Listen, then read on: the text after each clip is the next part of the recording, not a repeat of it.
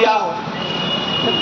तो भाई मेरा मानना है, मेरी जहां तक बुद्धि होती है, समझ होती है, हम कभी विधानसभा लोकसभा तो गए नहीं, बड़ा ऊंचा ऊंचा बहस होता है वहाँ, हम लोग तो यहाँ आपके उनके बीच सीखते रहे हैं। मुझको लगता है कि जो विधानसभा क्षेत्र है उसके भौगोलिक स्थिति के हिसाब से विकास का प्लान बनना चाहिए। अगर फुलगढ़ा विधानसभा में 10 पंचायत चानन का है तो चानन के हिसाब से विकास का प्लान होना चाहिए।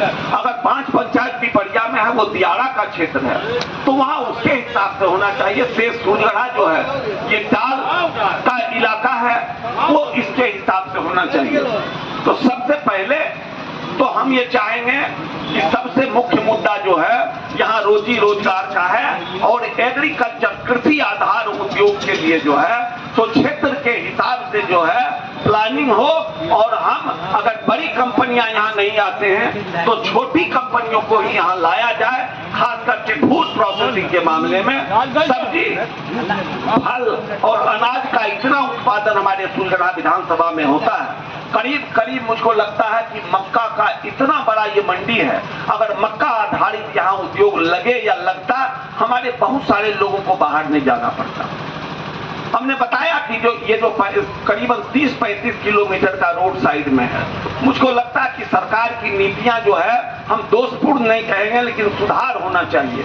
अगर आप कोई व्यवसायिक काम करना चाहते हैं, उद्योग लगाना चाहते हैं, वहां जो है सो कि आपको जमीन का कन्वर्जन कराना पड़ता है और उसका रेट इतना होता है कि बहुत मैक्सिमम पूंजी उसमें चला जाता है। ये नहीं हो कि अगर कृषि आधारित उद्योग लगे, अगर कोई जैसो बाबू जैसे लोग जिनके पास जमीन है वो कोल्ड स्टोरेज लगे तो उनको जो है सो कि 100 रुपया में जो है सो जमीन का कन्वर्जन हो जाए, उसके बाद बैंक लोन देता है। हम तमाम लोग जानते हैं कि यहाँ जब कैश डिपॉजिट रेशियो जो है पूरे देश में सबसे खराब हमारे यहाँ, पैसा जमा होता है, पैसा बाहर चला जाता है। अगर इसमें सुधार हो तो वो हो सकता है। तो एग्रीकल्चर बेस्ड इंडस्ट्री यहाँ आए, छोटा ही आए, यहाँ के उद्यमियों को लगाया जाए उसमें।